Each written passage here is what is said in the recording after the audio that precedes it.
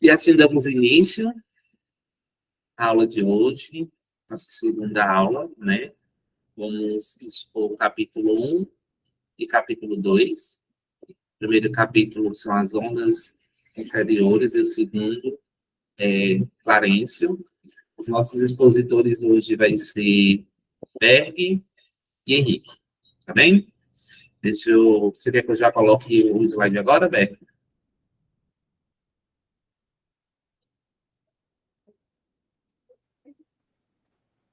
Coloca o vídeo primeiro, Henrique. O vídeo primeiro? O vídeo? É. Primeiro? Uhum. Então, vamos lá. Vou colocar o vídeo.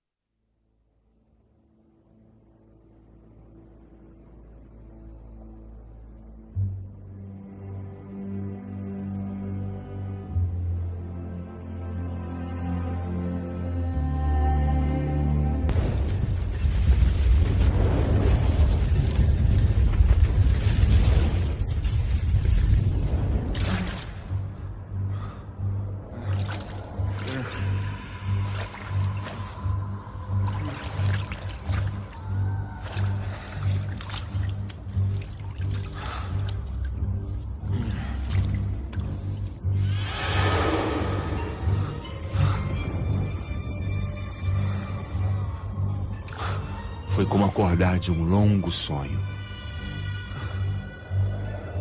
E logo descobri que não pertencia mais ao mundo dos vivos.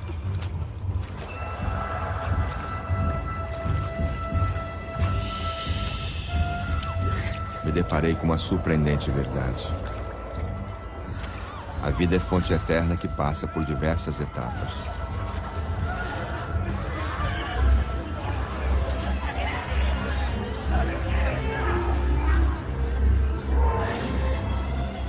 Acordei numa dimensão chamada umbral. Uma espécie de purgatório. E minha história estava apenas recomeçando.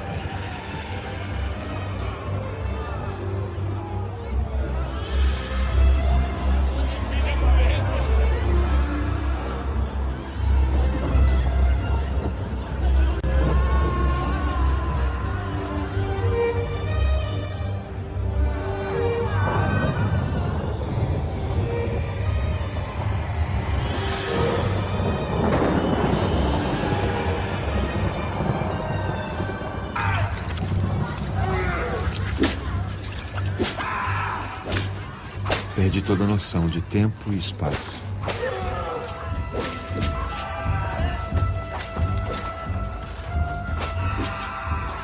Sentia dores no corpo e dores na alma. Eu era um joguete de forças que não podia compreender.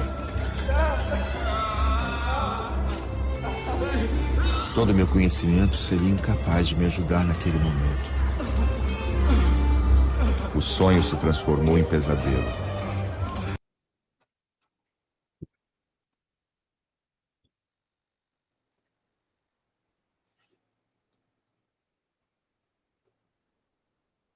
Pode colocar os slides, por favor, Felipe.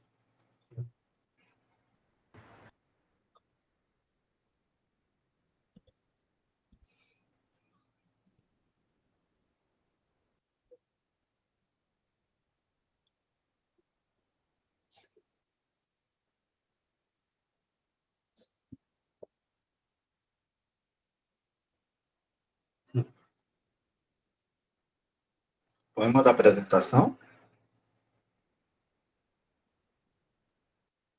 Deixa eu ver. Se eu colocar modo apresentação, aí eu não consigo ir para a tela inicial para aceitar o pessoal. Então deixa melhor compartilhar, não? Eu ver daqui, você vai monitorando daí. Compartilho, eu participo com os vídeos.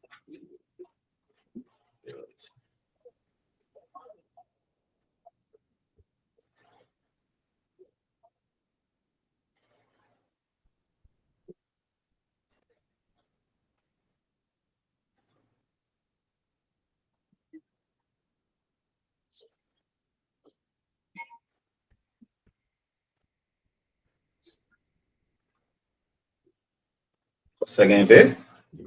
Sim. Bem, boa noite, pessoal. Eu sou Berg, né? Sou trabalhador do Caminho da Luz. Sou dirigente da Escola de Aprendiz do Evangelho, porteiro, né? Como vocês bem conhecem. Hoje eu estarei dividindo aqui a aula do capítulo 1 e do capítulo 2 com vocês, com o nosso amigo Henrique. Henrique, por favor, se apresente para eles. Boa noite, pessoal. Meu nome é Antônio Henrique. Eu faço parte da Escolinha do Aprendiz do Evangelho, aí no Caminho da Luz.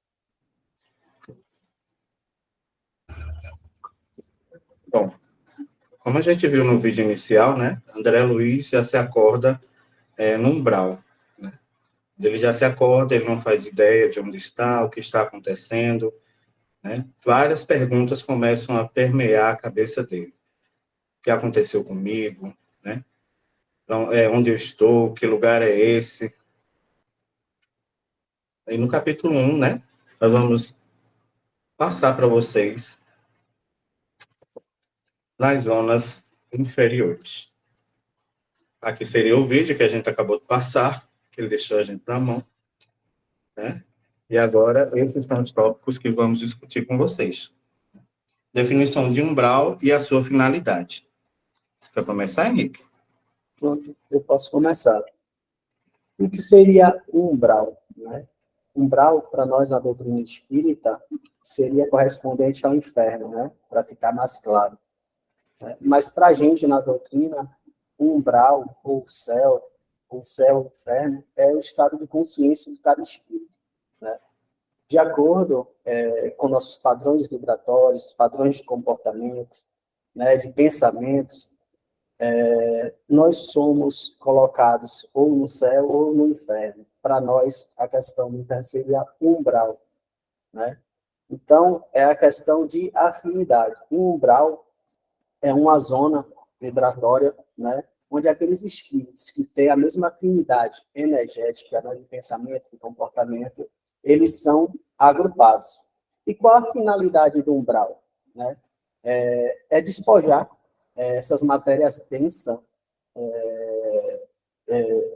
oriundas dos espíritos que desencarnaram aqui da Terra, além de fazer o espírito que possa colher aquilo que ele plantou durante a sua vida encarnada aqui na Terra, né? E que ele possa, através dessa passagem, porque o umbral é transitório, né? Através da passagem pelo umbral, ele possa depurar essas energias, essa matéria mais densa, e que ele possa ir compreendendo, quebrando o orgulho, vaidade, né? A gente vai aprofundar isso um pouco mais na frente. Né?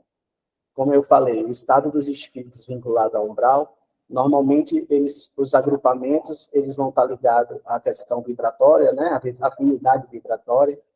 Então, você tem essa diferença de zonas no umbral, de acordo com a vibração, comportamento, pensamentos, né? Padrões de comportamento de cada espírito. E, como o Berg falou logo no início, né?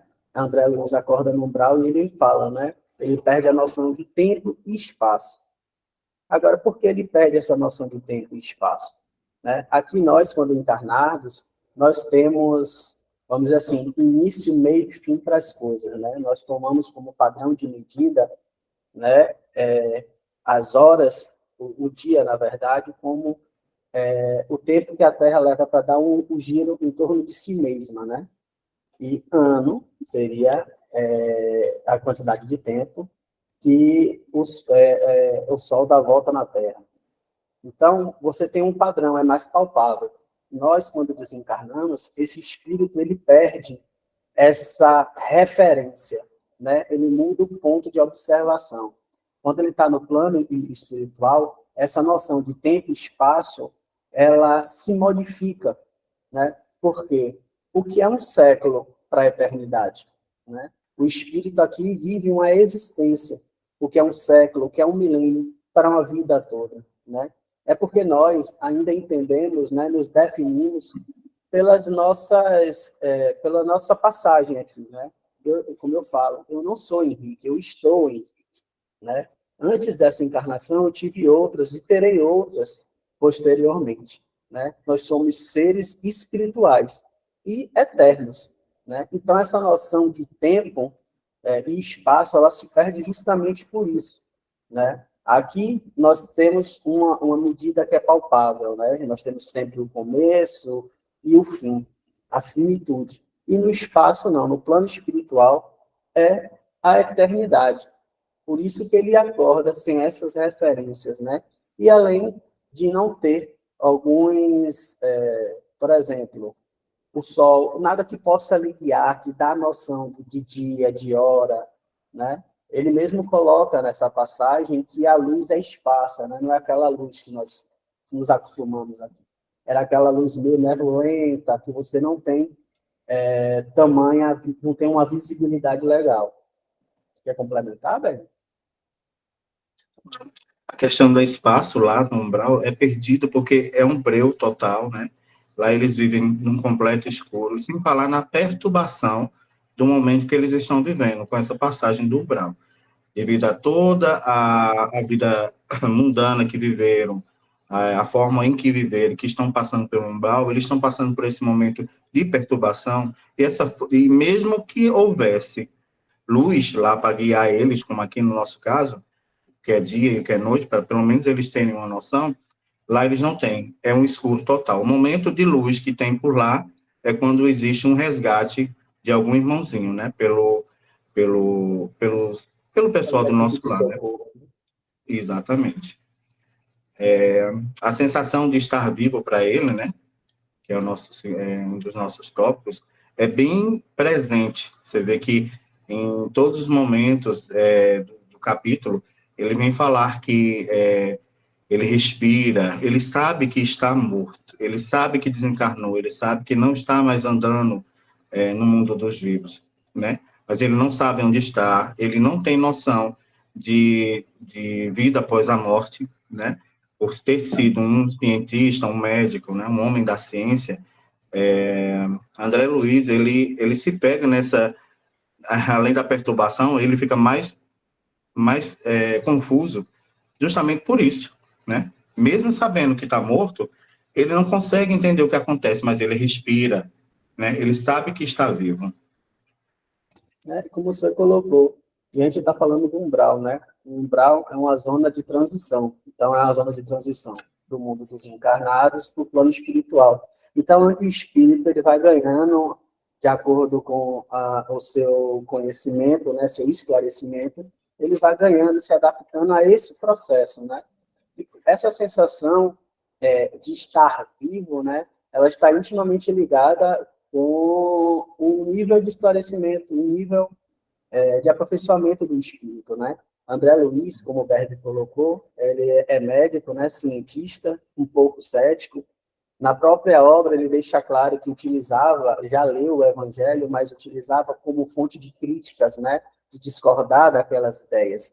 Então, essa sensação que ele tem, que ele coloca de estar vivo, de sentir fome, de sentir sede, de sentir frio, está intimamente ligado com o apego ainda dele à Terra, né? É um espírito que ainda está muito materializado, muito ligado à matéria, né? E essa questão fica, como o Nasa começou a colocar aí, tem a questão do perispírito, né? Que eu vou abordar ela um pouquinho mais lá na frente, que ele vai voltar para esse ponto, eu vou fazer esse apanhado. Mas a sensação de estar vivo é justamente, é como se o que eu tenho fica, mas o que eu sou eu levo. André Luiz, quando ele desencarna, ele leva os padrões de pensamentos, padrões de comportamentos, né? Que esses influem, como o Nasa falou, o perispírito influi, modela, né? Porque lá no plano espiritual, nós sabemos que a força, eles se comunicam pela força do pensamento, né? A força do pensamento é muito mais presente, muito mais forte, né? Então, ele tem essas sensações, mas aprimorem justamente por ele estar ligado ainda à materialidade, ligado às coisas da Terra, ainda está muito impregnado no ser. Então, ele tem essas sensações. E mais na frente, como o Nasa colocou aqui, eu vou abordar um pouquinho essa questão desses padrões junto com o perispírito e essas manifestações, né, lá na frente. E a sensação de ainda estar vivo, né? O filme foi colocado proposital, né? Aquele trecho do filme, porque não sei se vocês perceberam, mas no momento do vídeo ele diz, ele sente dores no corpo e na alma. Ó, corpo ele já não tem mais, né? Então como é que ele sente dores no corpo? Então assim, você vê que a confusão é muito presente para ele. Ele ainda não sabe o que está falando e nem o que está vivenciando. Ele vive prisioneiro das forças de vibrações negativas. Ou seja, ele, não só ele, como vários irmãos que não fizeram a sua parte, não procuraram ter vida, uma vida digna, uma vida de moral boa, de trabalhar, de ser caridoso, né, de fazer o bem, de se melhorar como pessoa moralmente, né? Então, assim, ele está levando para o umbral todas essas questões. Não é isso, Henrique? Isso, como a gente estava conversando, né? Tudo que a gente é encarnado, a gente leva para o plano espiritual, né? Não tem aquela conversa que morreu, virou santo, né? Antes quisera que fosse assim, né? Mas nós temos todo um trabalho, todo um caminho a percorrer. E é justamente no umbral, né, que alguns de nós vamos passar para expurgar algumas matérias mais grosseiras, né, quebrar o nosso orgulho, a nossa vaidade, né, até firmarmos o nosso pensamento, que realmente queremos ser resgatados, queremos ser auxiliados, né? E ele fala que se sente prisioneiro das forças vibracionais. Ele se sente prisioneiro justamente pelo padrão mental, né? O padrão mental ele é responsável justamente por ele ter essa sensação de prisioneiro.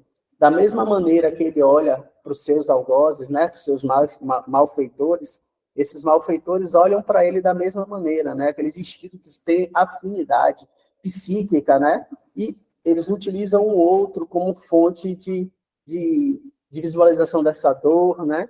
Porque no filme ele mostra a visão de André Luiz, né? Ele olhando e dizendo que aqueles são seus malfeitores.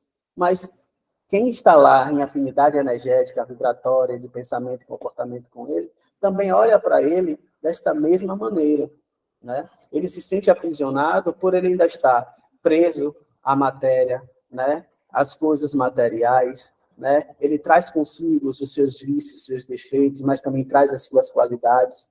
Então, como o Berg falou no início, André Luiz, enquanto encarnado, ele foi um médico que teve uma vida boêmia, vamos dizer assim, muito presente, né? Ele fazia uso de bebidas, de cigarros, da sexolatria, e tudo isso fica impregnado, né? Então, ele traz consigo essa bagagem, né? Exatamente. Lembrando que lá no umbral, essa questão de prisioneiro, né, das vibrações, lá ele só consegue enxergar aqueles irmãos que têm a mesma finalidade, a mesma vibração que ele, né? Claro, o umbral tem vários outros irmãos, mas uns com mais e menos grau de evolução, né?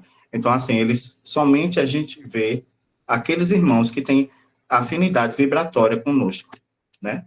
E esses é quem vão ficar junto conosco, e praticamente dividir, né, a prova que nós teremos que ter para tirar o corpo denso, a parte densa que, né, nós estamos levando para o umbral. Justamente o que o Berg falou, só complementando, aqui na Terra nós estamos acostumados a vestir máscara, né, nos esconder, né, colocar várias faces, várias máscaras que não são nossas para conviver em sociedade, né? Quando nós passamos para o plano espiritual, essas máscaras são arrancadas, né? Nosso perispírito tem tudo gravado, é nossa identidade, a nossa vibração é nossa identidade lá. E como o Berg falou, aquele espírito ele só consegue enxergar aquele que está no mesmo padrão vibracional, né? Os espíritos um pouco mais evoluídos, eles podem se ocultar um dos outros, né? Se for necessário. Depende da situação e da realização de uma missão ou algo do tipo. Mas aqueles irmãos que ainda estão apegados a matérias, que não trabalharam, né, em busca de melhorar suas más inclinações, esses não tem essa possibilidade. Então, as máscaras são arrancadas de uma vez só, né? Ele é identificado, não tem como você se disfarçar, não tem como você fingir ou tentar ludibriar seus pensamentos e suas ações ali, né? Você está totalmente exposto, ali é você como você é, né? Sem tirar, sem pôr. Só, como eu falei no início, ali é um processo transitório, né? O auxílio se faz presente a todo momento. Exato, como o Henrique bem colocou, esse é o momento de você, de cada um enfrentar. André Luiz está enfrentando o eu, o próprio eu, né? A sua imagem, ele como realmente ele é. Agora, você imagina um médico, uma pessoa tão bem conceituada na época, né? Se ver nessa situação, né? Quer dizer, ele está sem entender nada, está sendo assombrado, está desesperado, cheio de incertezas, o que é que eu vou fazer, o que é que vai acontecer de mim? Ele só vê aqueles irmãos atacando ele, indo para cima, querendo destruir ele, pelo menos é o pensamento que permeia a cabeça dele, né?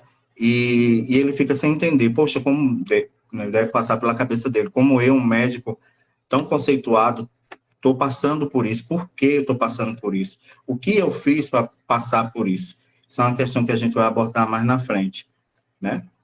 Além da dor moral que ele deve estar sentindo, né, Henrique? Como você mesmo colocou, né? Ele fala que tem a dor no corpo físico e a dor na alma, né? Ele tem, justamente, ele faz esse contraponto, né? Não é só a dor física, mas é a dor da alma. A dor daquele irmão que não plantou nenhuma semente, não se iluminou, né? Não deixou a sua luz brilhar enquanto encarnado, né?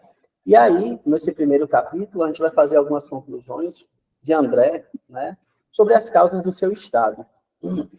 A falta de fé, como eu comecei a falar, e Berg também, né?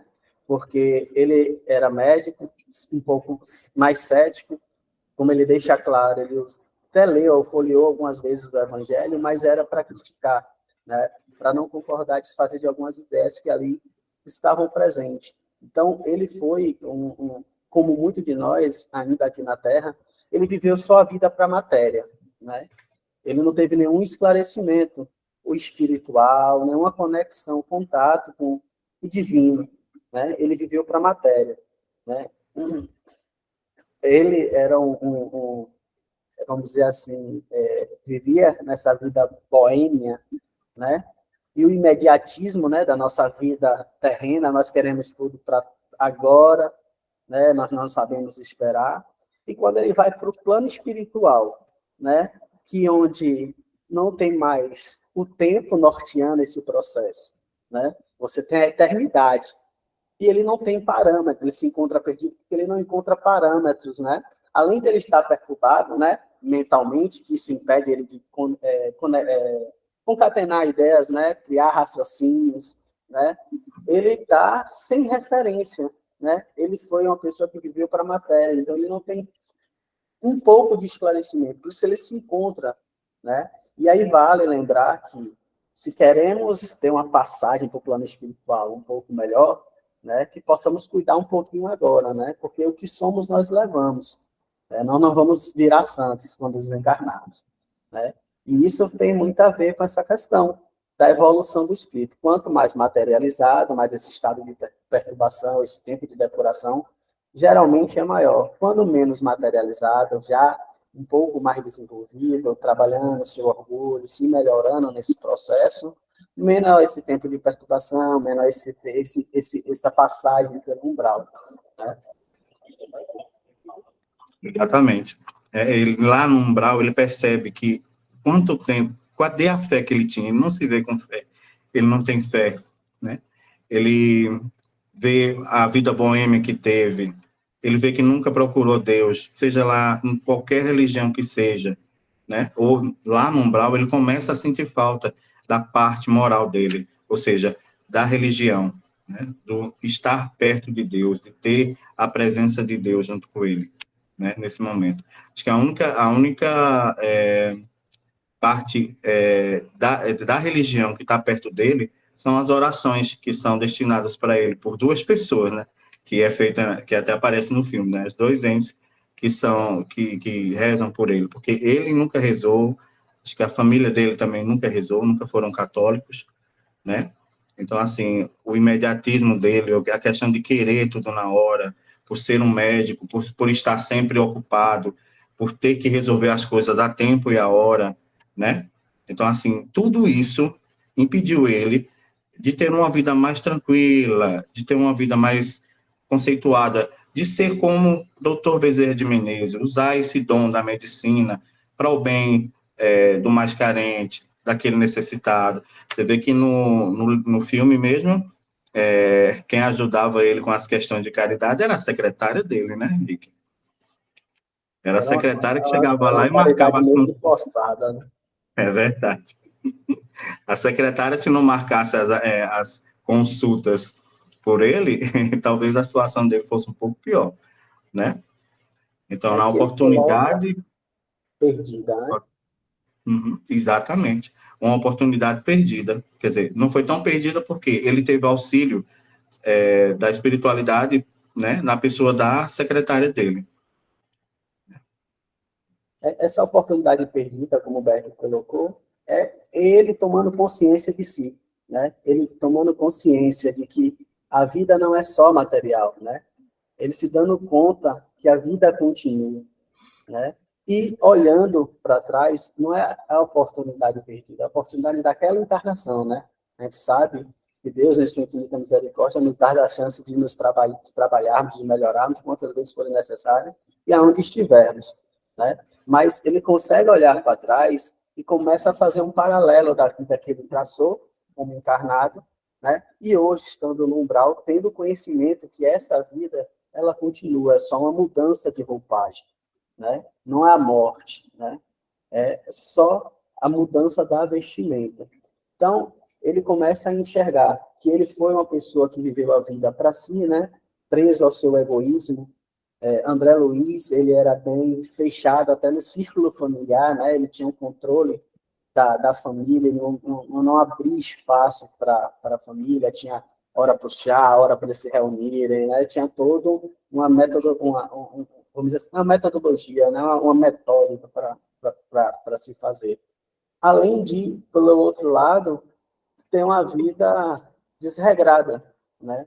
Ele tem uma vida pautada na boemia, na bebida, no cigarro, na sexolatria, né? O abuso do álcool, do tabaco, que ele começa a enxergar. Ele começa a se enxergar que ele, por ter uma condição financeira, né? Fica muito clara essa questão do egoísmo, de não repartir, né? De não auxiliar aqueles que estão ao redor dele de alguma maneira, né? E como ele coloca, é a educação do espírito que ele não teve, né? Ele teve a educação intelectual, mas a educação moral, a educação espiritual, ele não tinha uma base, ele não tinha um parâmetro, né? E ele começa aí sim ver e ter o sentido espiritual, né? Que a vida continua, que não é só matéria, né? Exatamente. Ele perde todas essas oportunidades, né, de desenvolver o seu espírito, de trabalhar a parte espiritual, de desenvolver o sentido espiritual, né, a glândula pineal, que é a glândula da mediunidade, no caso. Então, assim, tudo isso ele se dá conta, mesmo, né, meio que ainda não acreditando, por ser cético, né, por ser cientista, mas tudo isso acaba permeando a cabeça dele, né? O objetivo da encarnação dele, só Deus sabe, Henrique. E eu acredito que também é um ponto que ele reflexiona, né? Qual é o objetivo da encarnação? Ele começa a enxergar a encarnação dele com outros olhos, como eu falei, né? O tanto que ele deixou de fazer, o tanto que ele deixou de se dedicar, o tanto que ele deixou de se educar, né? E aí, quando o Berg fala, não é só a questão do ceticismo, né? Tem a questão do orgulho, né? Eu sou médico aqui na Terra, estou aqui, tem coisas que fogem à sua compreensão naquele momento, né? Fogem à mania que nós temos de racionalizar as coisas, né? Exatamente. E aí, o nosso amigo André Luiz, né, escreveu o livro Nosso Lar, e aí no primeiro capítulo ele deixa para a gente uma frase, uma mensagem, né, de clamor, um aviso, né? Lê para mim, Henrique, por favor, que minha câmera está horrível. Ó, amigos da terra, quanto de vós podereis evitar o caminho da amargura, com o preparo dos campos interiores do coração? Acendei vossas luzes antes de atravessar a grande sombra. Buscai a verdade antes que a verdade vos surpreenda. Suai agora para não chorar depois. E isso, eu acredito que ele fecha o capítulo realmente entendendo esse processo, né? De quanto ele deixou de trabalhar, de se educar espiritualmente, de se iluminar, como ele coloca, né? De suar. Então, é o que eu estava falando lá no início. Se nós queremos essa passagem, né? Após desencarnarmos mais tranquila, que possamos nos esforçar agora, né? Que possamos suar, podamos imprimir nossas forças para acabarmos com acabarmos não, mas diminuirmos nossas imperfeições, né? Os nossos vícios, trabalhar o nosso orgulho, a nossa vaidade, que tanto nos afasta do caminho, que nos afasta de Deus, né? Como ele coloca aqui, nós percebemos que o desencarne vai ser de acordo com o grau evolutivo, né, do espírito, o grau moral, né, moral e intelectual. Os dois tinham que andar lado a lado, mas infelizmente nós sabemos que intelectualmente nós nos desenvolvemos como o próprio André Luiz, né, mas moralmente, né, são poucos que ainda criaram essa consciência, né, estão atentos, se alertando a essa situação. Então, quanto mais materializado, apegado à matéria, né, mais tempo, mais, vamos dizer assim, mais tempo nesse estado de perturbação, um pouco mais de tempo no umbral, para depurar essas energias. Quanto menos materializado, ou seja, mais evoluído, que já estão trabalhando nesse processo de orgulho, de vaidade, de deter nossas mais inclinações, né, esse processo é mais, vamos dizer assim, mais suavizado, né? Exatamente. E essa última mensagem que ele deixa no capítulo, né, no primeiro capítulo, é um aviso, né, para nós que ainda estamos na matéria, né, buscar não passar por isso, né, com seu trabalho, com seu suor, pratique a caridade, faça as suas orações, né, busque o religioso, busque a Deus, não se afaste disso para não ter que passar por isso, né, ou seja, melhor suar agora, trabalhar agora, para não ter que chorar depois, né? Para não ter que passar por toda a agonia que ele passou enquanto ele estava no umbral.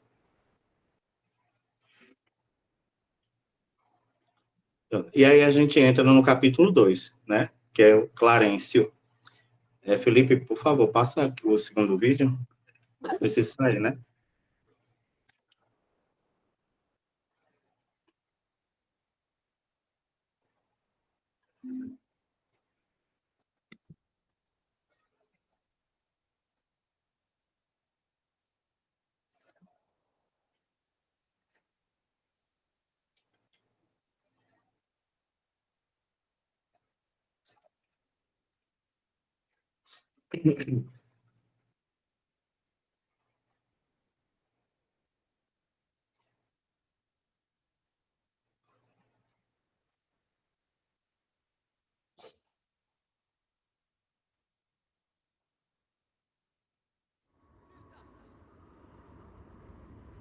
Na hora do desespero, quando não tinha mais forças, Por favor, alguém me escute. todas as esperanças pareciam terminadas.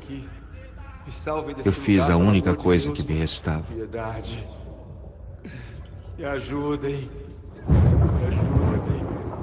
Misericórdia. Não sei quanto tempo durou aquela súplica Me ajudem. que vinha do fundo da minha alma, mas fui ouvido. André. Pelo amor de Deus. Me ajude. Pelo amor de Deus. Pelo amor de Deus, me ajuda. Me ajuda. Me tira daqui, me ajuda.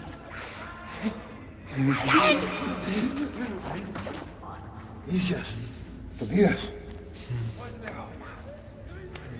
A sua hora chegou, André. Vamos levá-lo.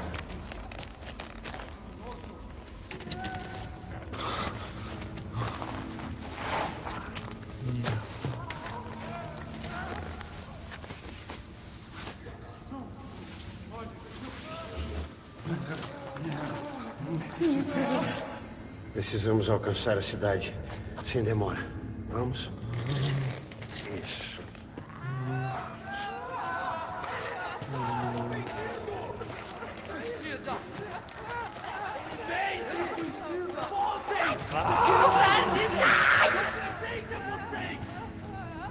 Suicida! Miserável! Glória! Ele não merece! Eu não vou me arrepender!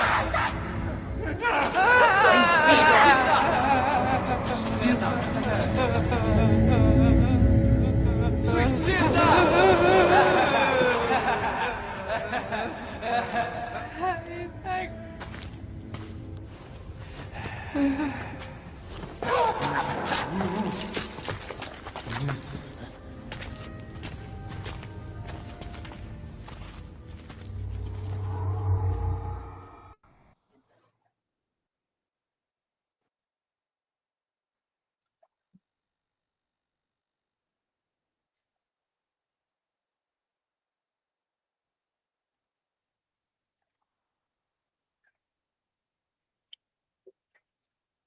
Então a gente chega no capítulo 2, Clarencio, né? A hora da redenção, a hora do socorro, né? O fim de toda a angústia, de toda a perturbação que André Luiz sofreu. Nesse capítulo nós vamos abordar os tormentos de André Luiz no umbral. Né? Os malfeitores. A tela. Tá aparecendo, não? Não. Tá compartilhado, né? Deixa eu sair aqui e voltar novamente.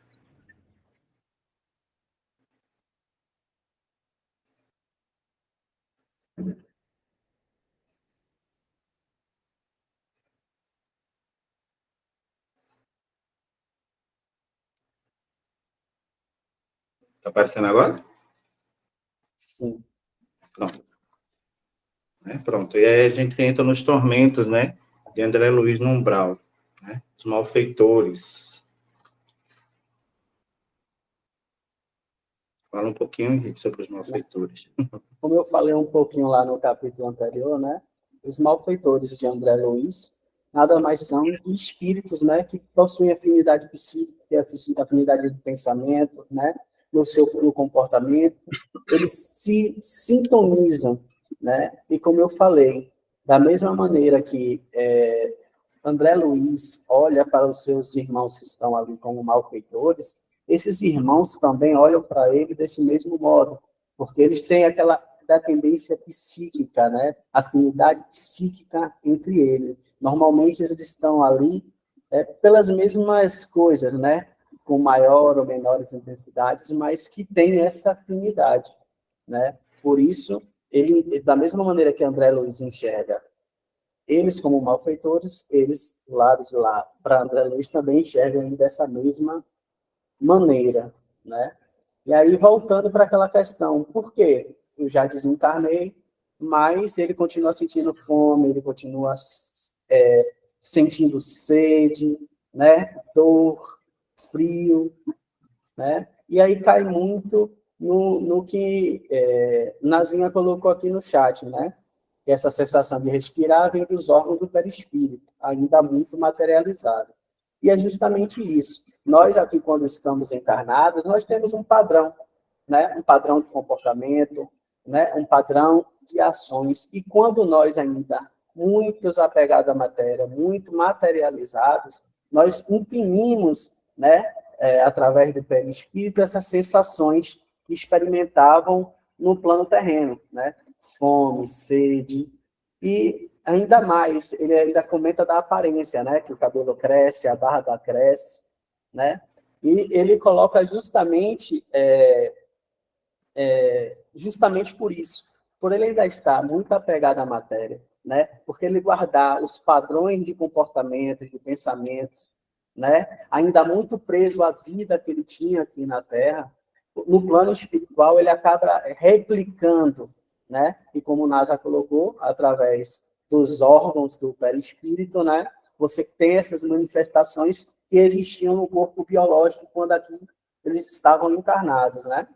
Então, você veja, tudo que nós somos, todos os nossos padrões de pensamento, de comportamento, né, nós trazemos para o plano espiritual, né? Não tem, vamos dizer assim, eu não sou um quando encarnado e outro quando desencarnado, né? É uma continuidade, e isso é o processo da reencarnação, um dos objetivos, né? De evoluir, de crescer, né? De nascer e morrer quantas vezes forem necessário, até aprendermos a amar, a nos depurar, né? E dentro desse capítulo, né, de Clarencio, a gente fez as condições alcançadas para o efetivo socorro através dos benfeitores, né? O reconhecimento da sua fragilidade. E aí a gente traz aquela parte que foi explanada agora no vídeo, né? Foi mostrada no vídeo, que ele não aguenta mais, né? E como eu falei, o umbral, ele serve para nós depurarmos essa matéria mais densa, né? E é a justiça divina agindo, porque aquilo que nós plantamos aqui, né? Nós precisamos colher, né? Precisamos espiar, precisamos nos depurar, né? E é uma maneira de o espírito quebrar o orgulho, né? A vaidade, porque se nós pararmos para olhar, desde que começam os tormentos, ele pede para ser resgatado, né? Mas ainda com orgulho, com a vaidade, né? Se achando que não necessitaria estar naquela situação, né? Ainda presa à sua vaidade, ao egocentrismo, né? Ainda muito forte nele. Então, esse processo no umbral é justamente, né, para que ele possa, durante essa passagem, ele quebrar o seu orgulho, que ele possa colher as sementes que aqui plantou, né? E a partir daí, como eu falei anteriormente, Deus nos dá a oportunidade de trabalhar, né? De crescer, de evoluir em todos os lugares, né? E aí ele faz... Pode falar. Pode falar. Né? E aí a gente vê no próprio vídeo que é passado, né, a questão das rogativas a Deus, né? Ele está tão extenuado, ele não tem mais forças. Ele fala que no momento de súplica, né, ele não sabe quanto tempo durou a súplica, né? E que ele acorda quando o Clarencio vem ao seu resgate, né? Mas você percebe que a súplica é do coração, ela é verdadeira, né? Não é mais filha só do orgulho, ele ainda tem, sim, o orgulho, mas naquele momento ele se encontra fragilizado, né? Ele se encontra, faz a súplica com o coração, ele consegue, né? O auxílio está ali a todo tempo, a todo momento, né? Como mostra até no vídeo, quando ele vai fazer o resgate de André Luiz, ele estende a mão, né? Clarencio estende a mão para outros espíritos. Mas enquanto ainda não firmamos o pensamento de querermos melhorar, de querermos sair daquela situação, nada nos é forçado, né? Precisa ter essa sintonia, essa vontade, né? E quando André Luiz se encontra fragilizado, com orgulho quebrado, ele consegue criar, né, essa sintonia com a espiritualidade amiga que está ali para socorrer, né?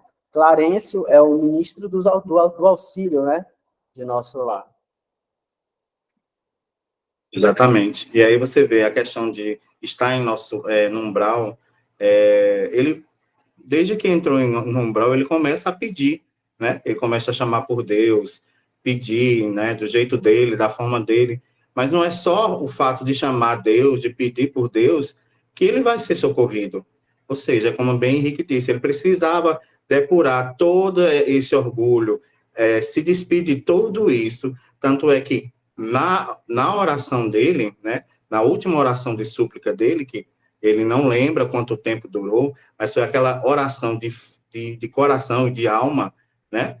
você vê que ali sim, né, o plano espiritual diz assim, pronto, irmão, agora você já passou por uma boa parte, você já depurou uma boa parte do seu orgulho, né? Então agora nós vamos te acolher, nós vamos te resgatar, né? Com relação aos malfeitores, né, como bem Henrique disse, a questão do tormento que ele sofreu, as acusações de suicida, da mesma forma que ele via, né, sendo esses ataques, ele também, os outros também estavam vendo ele atacando ele, né? Ou seja, da mesma forma que eles viam todos chamando ele de suicida, os demais viam ele também tecendo ataques para com eles, né? Com relação ao suicídio, deixar bem claro que não é apenas o suicídio por tirar a vida. Nós sabemos que para alguém ser considerado suicida, né, ele começa a ser considerado suicida quando ele tem uma vida regrada de luxos, né, de boemia, de sexolatria, do uso de álcool, do fumo, de tratar mal o seu irmão, né, de maltratar os seus familiares. Esse suicídio é chamado de suicídio inconsciente. Por isso que André Luiz não aceitou tão bem ser chamado de suicida, porque ele, enquanto médico, ele salvava vidas. E o questionamento dele sempre foi esse: eu não me matei. Né? Aí Clarencio, mais na frente, vai explicar a ele o motivo do suicídio dele. Tá? Então ele passa por toda essa fragilidade, ele faz essa rogativa de coração a Deus, né? E aí sim, depois de todo esse sofrimento, né, de duração, ele é socorrido para o nosso lar. Ou seja, então assim, se a gente não seguir aquela recomendação que ele dá no último capítulo, né, de trabalhar para nos melhorarmos, de nos lapidarmos, nós vamos passar por aquilo, né? Então, trabalhemos hoje para a gente não chorar depois. Complementando o que o Berg falou, né, que é a questão da acusação de suicida, né, que ele é acusado de suicida. E eu queria fazer, como o Berg colocou, acho que o Berg queria se expressar que não é só o suicídio na matéria, mas o suicídio moral, né? Que à medida que nós fazemos um mal ao outro, né, nós carregamos angarianos algumas sementinhas que vamos ter que colher lá na frente, né? E essa questão de suicídio, nós temos a mania de associarmos só com aquela pessoa que tira a vida de forma, vamos dizer assim, consciente. Mas será que aquele irmão que tem algum problema, né, de saúde, que sabe que tem aquele problema de saúde, e ele continua fazendo abusos, né, de bebida, de álcool, de qualquer outro alimento, né, sem cuidar do seu corpo, do seu templo do espírito, né, porque nós sabemos que precisamos do corpo material, né, para fazermos nosso resgate, para apararmos as nossas arestas aqui. Será que esse irmão, que sabe que tem um problema de saúde e não se cuida, continua ou não se exercita, ou não faz uma alimentação mais balanceada, será que ele também não é um suicida? Né? Às vezes ele pode não ter a consciência, mas ele é um suicida consciente, como André Luiz é colocado no livro, né? Que a partir mais para frente vai ser mais explicado. Mas André Luiz era médico, ele tinha um conhecimento, né? Ele sabia que tinha um problema no sistema gástrico, né? E mesmo assim ele continua fazendo os abusos, né? Da bebida, do tabaco, né? Da sexolatria, todos esses excessos. Então, é esse questionamento. Será que nós não somos, às vezes, suicidas?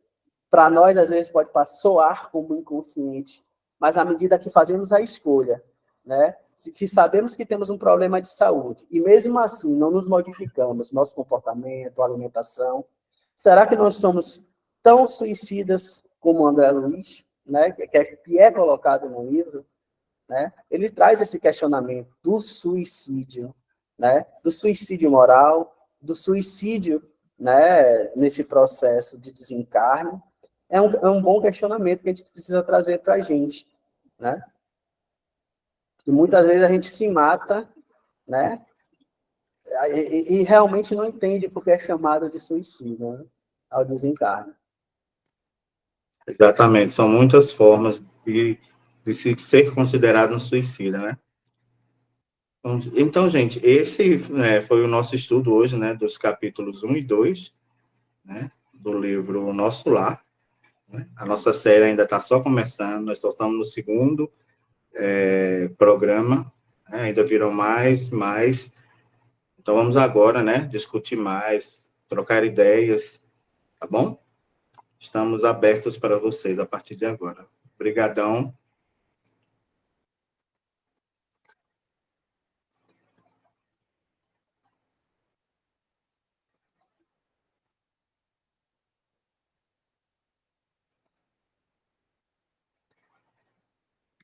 Pode ligar a câmera e o microfone, Inácio. Quero dar meus parabéns a essa dupla, maravilhosa explanação. Eu estava com a imagenzinha, né? Agora eu esqueci, ó. A câmera desligada, porque eu estava vindo lá do Itaporã, mas Verinha estava escutando também, viu? As meninas que estavam voltando comigo, todo mundo adorando aí. E também tomei a liberdade de passar o link para o pessoal do Itaporã, porque eu falei do estudo que a gente está fazendo e muita gente também se interessou, né, em assistir. E aí, eu coloquei até uma observação aí no chat, né, sobre esse final, né, quando eu estava até dirigindo e você falando, eu escutando, né, a parte final do capítulo, me veio na hora, assim, né, sobre a porta larga e a porta estreita, né? Né, muito o que André Luiz estava querendo passar e que ele percebeu, né, como é ruim a gente ficar caminhando pela porta larga, né, para lá e para cá, e é o que a gente vai colher mais na frente, e foi muito parecido com o que eu falei lá hoje no Itaporã, né? Aí foi o que na hora me veio na cabeça. E outra coisa também é a gente não pensar, né, aí que no umbral a gente fica desamparado, né? Que André Luiz ele faz a rogativa e ele é auxiliado, né, por Clarencio, né, e a equipe dele, mas a gente vai ver mais na frente que a todo momento eles estavam ali junto com a mãe dele, né? Ele que não percebia. Para a gente não ter essa noção que quem está no umbral, né, passando pelo umbral, né, aí são desamparados, são esquecidos, né, por Deus, né, pela espiritualidade, né? Na verdade, somos nós que estamos lá, né, que não percebemos o auxílio, né? Apenas quando a gente realmente se arrepende de coração é que a gente percebe que eles estão lá. Né? Mas era isso, viu? Ó, Verinha entrou aí, ó. Verinha tá aí ligada no estudo também. Oi, meninos. Parabéns, um trabalho maravilhoso. Eu estava no Itaporã, não tive tempo de assistir tudo. Eu vim no carro assistindo com NASA. Aí cheguei aqui, fiquei dando uma olhadinha.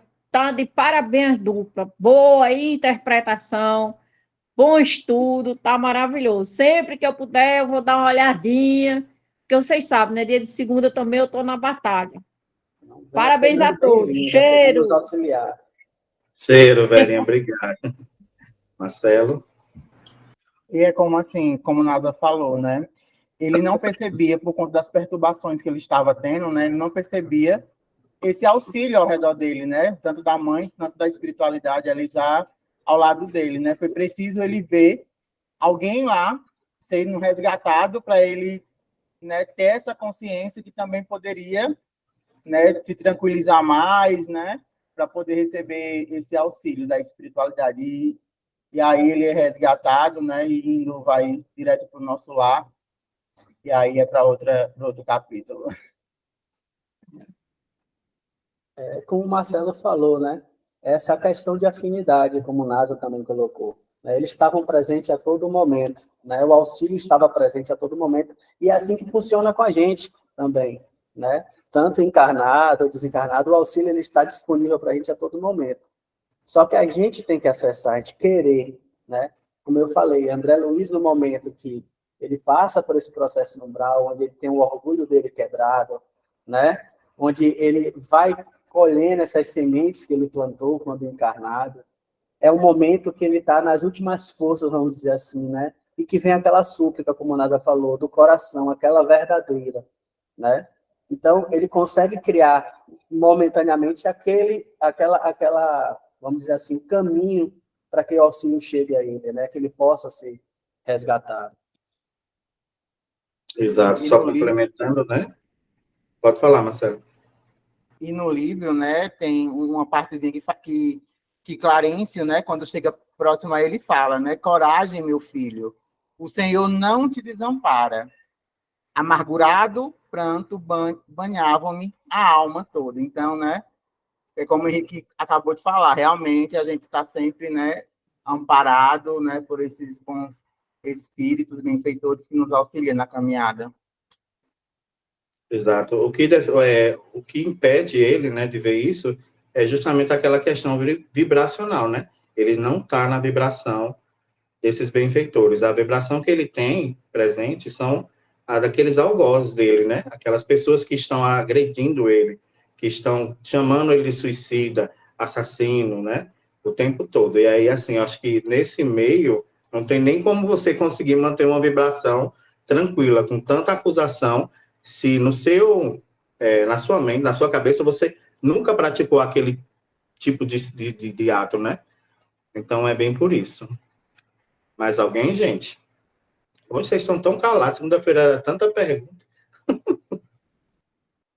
Tem um momento no livro que ele fala justamente o que Berg está falando, né? Ele fala que preferia não ter a consciência, que ele podia Isso, não Henrique. estar consciente dessa situação, né?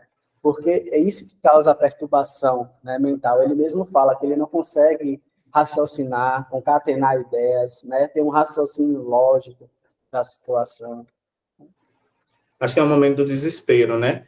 Ele pede, eu queria não ter lucidez, né? Tratar isso de forma sem saber o que está acontecendo, né? Para poder ver se isso acaba logo, se tem um fim, ou na minha vida, ou nessa angústia.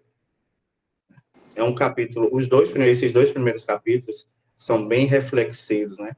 Eles nos fazem parar, pensar, imaginar o que é que será que eu estou fazendo meu papel? Será que eu estou me melhorando? Será que eu estou em dias com minha reforma íntima? Será que eu estou ajudando meu próximo? Será que eu não estou maltratando alguém? Né? Então, assim, são questões que a gente tem que levar para pensar, né? Fazer que nem Santo Agostinho, né? Fazer o exercício de consciência no final do dia. E aí nós temos também a caderneta, né? Para nos auxiliar nessa caminhada. Fala que boa noite, gente, para quem eu não dei boa noite.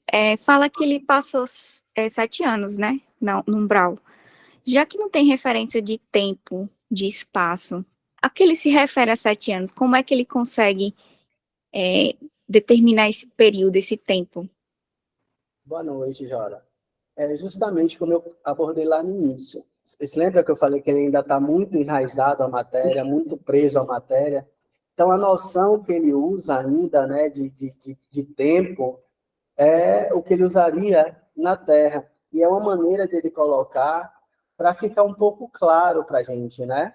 Porque, como eu falei, aqui no plano material, nós temos esse início, né? Temos tempo, vamos dizer assim, palpável, né? Uma finitude, né? De um dia, de um ano. E no plano espiritual, é a eternidade. O que seria um dia, o que seria uma hora, o que seria um ano, o que seria um século, né? Acho que também é uma maneira de nos orientar, né? Porque, como eu falei, no plano espiritual a gente perde essa referência, né? O ponto de vista do observador, ele se modifica, né? Então, o que é um século, o que é um milênio para a eternidade? E nós aqui, enquanto encarnados, ainda temos essa dificuldade. Nós não nos enxergamos como seres eternos, né? Espíritos eternos. Nós ainda nos enxergamos como seres materiais, né? Às vezes nos deixamos nos definir ainda pela existência que estamos tendo hoje. Não temos a consciência que tivemos outras e que teremos outras posteriormente, né? Que nós somos um espírito eterno. Então, acredito eu que seja para a gente ter um balizador, uma referência, né? Já que a gente ainda continua aqui encarnado estudando a obra dele. Compreendi. Vem cá, quanto mais denso for, porque a gente, quando desencarna, a gente perde, né, a matéria. Mas todo mundo mas todo mundo tem que passar pelo umbral, ou pessoas que são menos desligadas à matéria, ela vai direto para o hospital, né, espiritual que tem, ou todos têm que passar, nem que seja por um período curto, pelo umbral?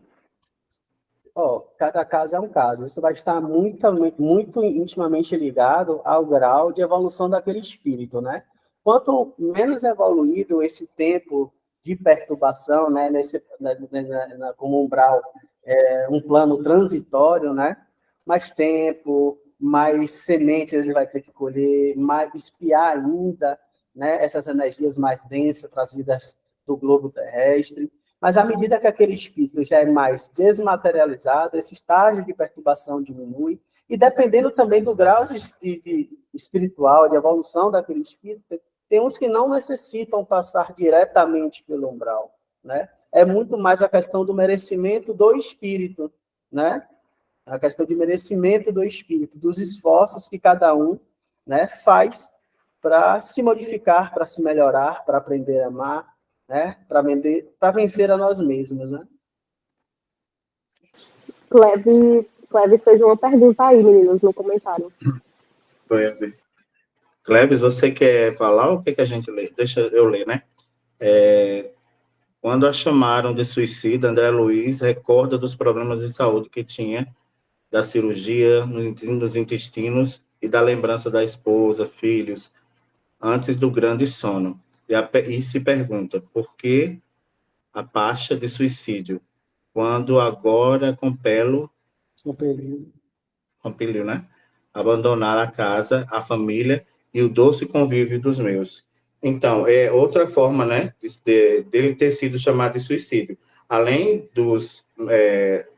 do problema que ele tinha com o intestino, o maus-trato, a forma como ele tratou os familiares, também auxiliou, né? Não auxiliou, mas foi mais um, né, ponto para ele ser considerado suicida, onde ele somente levava uma vida boêmia, mas não tinha a aproximação da família.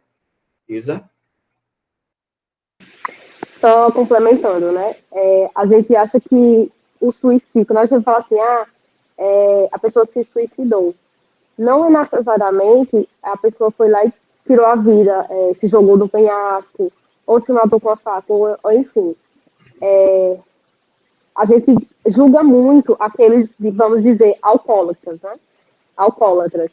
Então, você é alcoólatra, você sai do vício, você não sei o quê, vai prejudicar a saúde. Só que enquanto aquele alcoólatra está ali se matando aos pouquinhos no álcool, temos outro tipo de vício também. Vamos lá, a coca. O que a coca pode chegar a prejudicar o nosso corpo, né? Então, há vários tipos de vícios em que leva a morte lentamente do corpo. Isso é um suicídio, é uma forma de suicídio também. Nasa?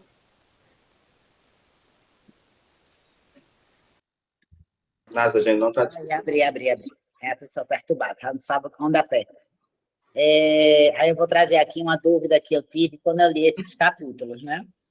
Porque, por exemplo, o André Luiz, ele, no momento que ele está lá no umbral, ele se questiona, né? E eu acho que em outros capítulos também, quando ele é resgatado, ele faz esse questionamento, né? Não só do porquê ser suicida, né? E do porquê estar ali naquele umbral, que para ele era como se fosse um inferno, né?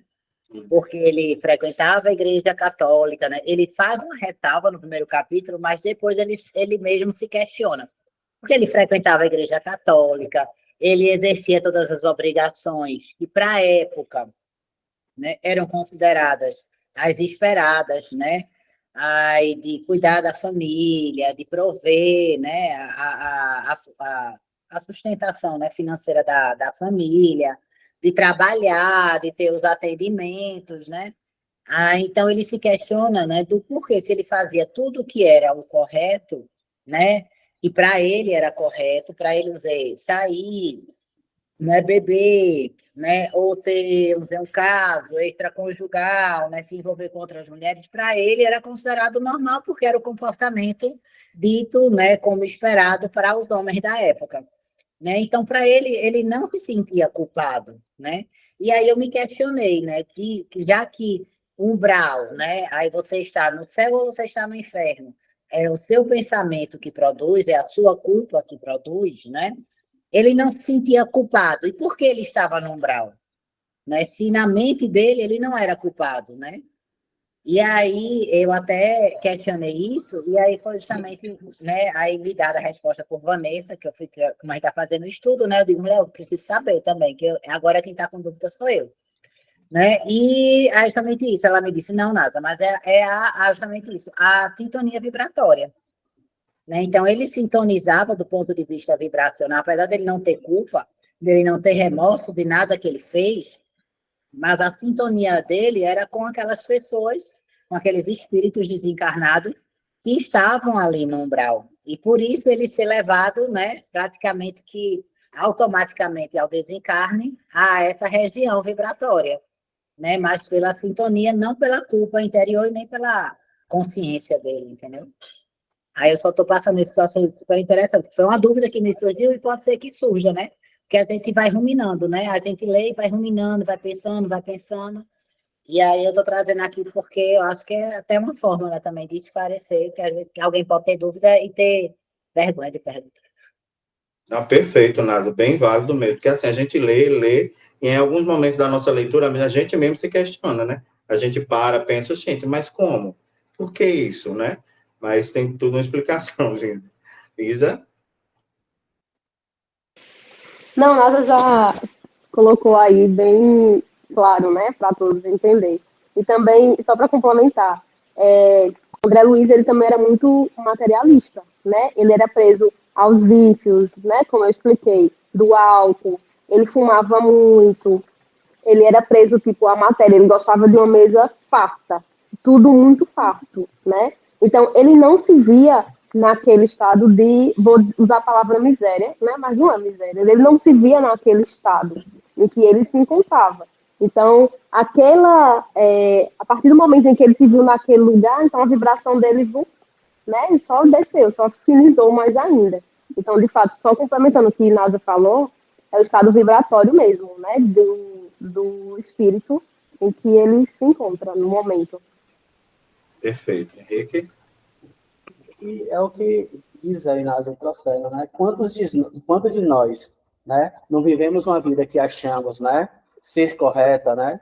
Nós não roubamos, não matamos, né? Temos a nossa família, mas a gente voltar para o Evangelho, a gente é responsável também, não só pelo bem que fazemos, mas também aqueles que não fazemos, as chances e as oportunidades que temos de auxiliar o outro e não fazemos, como Isa trouxe, né? André Luiz era muito apegado à matéria, né? Vamos dizer assim, egoísta, né? Ele não repartia essa situação para com o próximo, né? Não deixava jorrar essa bonança ao próximo, né?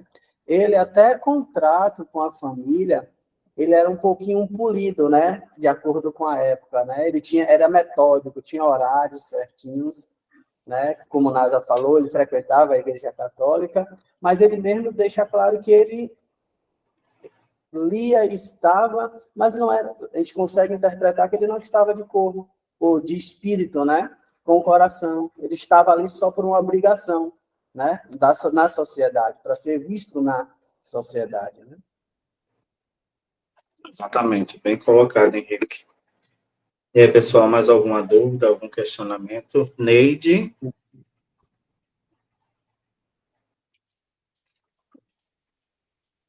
Oi, gente, boa noite. Neide sou eu hoje. Oi, Neide. Estou com um probleminha no celular, então dei meu jeito de entrar aqui. Então, para quem eu dei boa noite lá, mas dando boa noite a todos aqui. Estou acompanhando o estudo. Na realidade, eu só queria mesmo fazer um breve comentário e dar parabéns a vocês, obviamente, porque foi muito boa a explanação de vocês. E, sinceramente, eu acho que deu para tirar um monte de dúvidas aí. Mas só acompanhando os comentários que eu estou vendo, e só para a gente fazer um adendo. Na pergunta 957, a respeito do suicídio, que é o que mais a gente está versando aqui hoje, né? Todo mundo fica um pouco na dúvida, o que é esse suicídio, como seria? Então, são inúmeros questionamentos. E aí a gente tem na pergunta 957 que fala dessa ideia de quais seriam as consequências do suicídio em geral. E lá eles deixam claro que a gente precisa observar o seguinte: nem todo suicídio é entendido da mesma forma. Então, tudo aquilo que vocês colocaram como cada caso sendo um caso é algo que a gente tem que levar em consideração. A questão de você, por exemplo, ser considerado um suicida ou não, vai depender muito não só da tua conduta enquanto encarnado, tua conduta moral, mas sua conduta enquanto teu veículo, né? Que teu corpo é teu veículo aqui para você evoluir, como foi essa conduta com esse corpinho aí. Mas a gente tem que ter em mente que essa questão do umbral ou do plano espiritual superior, ele não só passa pela questão vibratória, mas também pela questão de você ter um mínimo de compreensão. O espírito, mesmo quando ele é esclarecido, não o livra do, por exemplo, do umbral. Porque, por exemplo, eu posso ter pessoas que têm um esclarecimento religioso, incluindo espíritas como nós, que aqui estamos, né, tentando ser espírita, tentando aprender, mas o fato da gente aprender não nos livra, por exemplo, de certos erros que possam também nos conduzir a uma zona de vibração menos, digamos assim, evoluída. Então, a gente ter o conhecimento é uma parte do caminho, mas saber o que vai fazer com esse conhecimento é a parte mais complicada, é o que vai definir aonde a gente vai estar ou não. E aí eu vi uma pergunta, acho que foi de Joara, que ela falou da questão de se todo mundo vai para o umbral, se a gente tem que ter um momentozinho de estágio lá, né? E Antônio respondeu, Henrique respondeu, botou Antônio aí, eu tô chamando de Antônio, Henrique. Respondo do mesmo jeito. Necessariamente. E tem um livro que eu acho que é muito bom para a gente ler. Eu já indiquei ele algumas vezes, mas ele me veio agora na memória também. A gente tem Violetas na Janela, onde Patrícia, de imediato, ela é socorrida pelo plano espiritual em função do seu merecimento. Então, tem um outro livro que me veio à memória agora, chamado Flores de Maria. Esse livro de Flores de Maria, ele trata de uma criança, por exemplo, que ela desencarna em função de uma doença. E ela também é acolhida. Só que a gente tem dois paralelos aí. A gente tem Patrícia aos 19 anos e Flores de Maria, se não me engano, se não me falha a memória, a criança desencarna aos 10. E ambas são acolhidas imediatamente. Apesar de uma distância, um lapso de tempo entre as duas, a gente e uma história aparentemente diferente, mas não necessariamente o seja, porque Patrícia desencarna em função de um aneurisma, e aí ela é socorrida no plano espiritual e ela tenta entender por que ela é socorrida. E isso é explicado também no livro. Então, vale essas leituras para a gente complementar o nosso estudo aqui. E um outro ponto que eu me lembrei agora também é que, além da pergunta 957 do Livro dos Espíritos que a gente pode olhar, nós temos também ali um adendo que fala da separação do corpo e da alma, que, se não me falhar a memória, vai da pergunta 154 até mais ou menos ali a 165. Porque aí vale vocês fazerem esse complemento. Quando ele fala, por exemplo, do suicídio que os meninos trouxeram, nós temos o suicídio direto e indireto. O suicídio direto é aquele de forma violenta, então eu tenho que levar em consideração esse deslaço, esse momento em que o corpo ele não está preparado para o desenlace. É diferente de uma forma de desencarne que vai naturalmente ocorrendo, porque está chegando o tempo da pessoa, aos poucos esse laço vai se afrouxando. Né? No suicídio indireto, nós vamos ali sugando, de certo modo, vamos abusando um pouquinho da nossa força vital, da nossa energia vital, que vai se degradando. No suicídio direto, não. Imagine que você chega aqui e, de repente, tem uma belíssima ideia de dizer, não, vou tirar minha vida aqui agora. Seu corpo não estava preparado para isso. Então, até o desenlace se dá de uma forma diferente. As impressões, acho que foi NASA que colocou lá no chat, né, aquela ideia do espírito ficar sentindo ainda algumas coisas como se ele tivesse encarnado, vem muito em função disso também. Desse espírito, ele não ter se preparado, é diferente. Ó. Quando a gente assiste Divaldo, por exemplo, que está o momento da mãe de desencarne, né, da mãe de Divaldo, a gente percebe que isso é feito um afrouxamento aos poucos desse laço espiritual, o que não ocorre no suicídio. Então, a gente tem que ter isso em mente. Vale um estudo, gente. Dá uma olhadinha quem puder, e vai complementar bastante esse entendimento de forma direta e indireta que os meninos trouxeram aqui, tanto do suicídio no sentido consciente ou inconsciente, lembrando que o inconsciente ele é indireto, então ele é direto em várias situações, e a gente, por não ter consciência deles, acha que não está fazendo, que é o caso de André Luiz. Imagine, que acusação absurda ser chamado de suicida quando você não se considera como tal. Para ele, o cara estava falando a coisa mais absurda do mundo, mas no fundo, a gente sabe que toda vez que nós cometemos certas imprudências, a gente, de alguma maneira, é cobrado por isso. E aí volta aquilo que eu falei. Independentemente de nós sermos espíritas, religiosos ou não, o fato é que, se todos nós que temos um pouquinho de consciência e não usamos essa consciência a favor de nós mesmos para melhorar a nossa conduta enquanto, né, pessoas buscando ali no caminho do Cristo, a gente deixa de usar a ferramenta de forma positiva. E aí vem de novo aquilo que também está no Evangelho. A quem muito foi dado, muito será cobrado. Então, quanto mais informações nós temos, maior é o nosso grau de responsabilidade nas atuações que nós temos, enquanto aqui agora espíritos buscando evoluir. E deixa eu parar, porque senão eu me empolgo, e aí eu vou embora. Fui-me embora no comentário, eu vou lembrando, aí já viu. Mas era só isso mesmo, meninos. Viu? E parabéns. Obrigado, Vanessa. Perfeita a colocação. Pessoal, eu quero agradecer a todos, né, que estiveram aqui, né, no nosso momento de hoje, na nossa aula hoje. Felipe, quer falar alguma coisa? Já deixar o convite para a próxima segunda-feira. Próxima segunda-feira vai ser explanado os capítulos 3 e 4. Que são os seguintes temas, né? Vamos falar sobre a oração coletiva e o médico espiritual.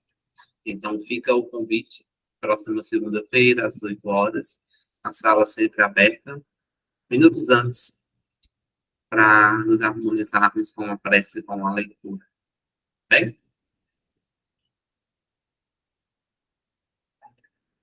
Alguém tem mais alguma pergunta a fazer? Nós temos 5 minutos. Aí. E eu falei aquilo tudinho e tem 5 minutos? 5 minutos. Tá vendo? Eu só vou falar um, você fala os 4. Vamos combinar? Eu falo um, você fala os 4. Eita. Não, eu só queria, se não me engano, foi Joara que perguntou sobre a questão de noção de espaço e de tempo. Eu acho que na pergunta 240 do Livro dos Espíritos ele vai dar uma explicação, né, referente a essa situação. Né? Vale a leitura, né, para você compreender um pouco melhor. Tá joia. Vou ler, sim. Perfeito. Obrigada. E outra sugestão de livro, que eu estou falando demais nesse livro também, é o de Ernesto Bozano, A Crise da Morte, que ele faz relatos de desencarnes, né, de pessoas desencarnadas, que ele chama de defuntos. É porque foi escrito lá na época de Kardec, né, gente? Mas é bem interessante, porque cada relato, né, de cada espírito desencarnado é de uma forma. É feita por médiuns diferentes, ele sai recolhendo, né, de várias revistas da época, esses relatos, de como é essa crise da morte, essa crise da desencarnação. E eu estou já no 15º caso, seria o 15º capítulo, são poucos, eu acho que vai até o 20º. E até agora, praticamente ninguém passou pelo umbral. Aí, pelas descrições, é bem interessante. Então, é uma dica aí de livro, A Crise da Morte, Ernesto Bozano. Perfeito. Outra leitura boa, gente, é a Gênese, né? No tema O Espaço e o Tempo. Lá também Kardec discorre, né, sobre essa questão temporal. Como é que eles veem a questão do tempo. Henrique, você falou 240, não foi, do Livro dos Espíritos? Pronto, 240, a questão do Livro dos Espíritos. Tá bom? Mais alguma questão, gente? Mais alguma dúvida?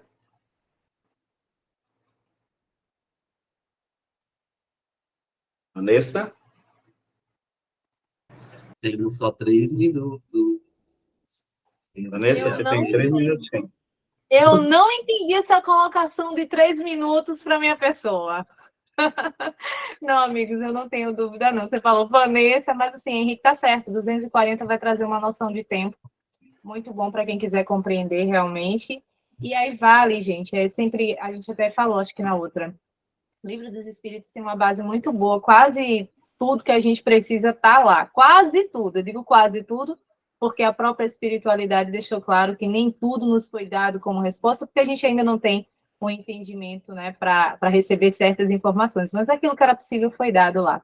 E, de novo, parabéns aos meninos, arrasaram. Hoje virei Neide, né? Vocês viram que hoje eu virei Neide.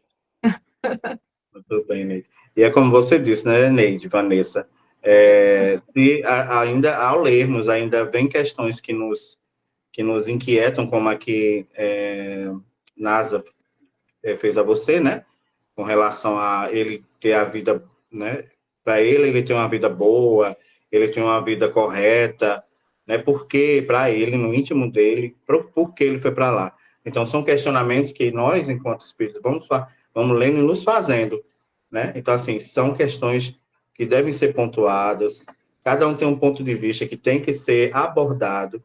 Algumas pessoas ficam tímidas, né? Dizer assim, não vou fazer essa pergunta porque talvez seja uma pergunta boba. Gente, não é. Nós estamos aqui para aprender, todos somos alunos. E juntos, cada um vamos atrás de uma resposta. Resposta existe. Se não for permitida, a gente não vai saber, né? Se nós tivermos compreensão, como é que eu vou dizer? Pudermos, né? Estivermos prontos para compreender, com certeza essa resposta vai aparecer para a gente. Tá bom? Então, assim, foi muito válida. Essa questão foi perfeita. As colocações de Neide também. Neide. Então... Hoje foi nome de manhã. Hoje foi nome de manhã. Hoje, viu? Vanessa, você é show. Felipe, então, fica com você agora, meu filho. Então, agora nós vamos encerrar, né? Chegou aqui ao nosso horário, 9h30 ponto.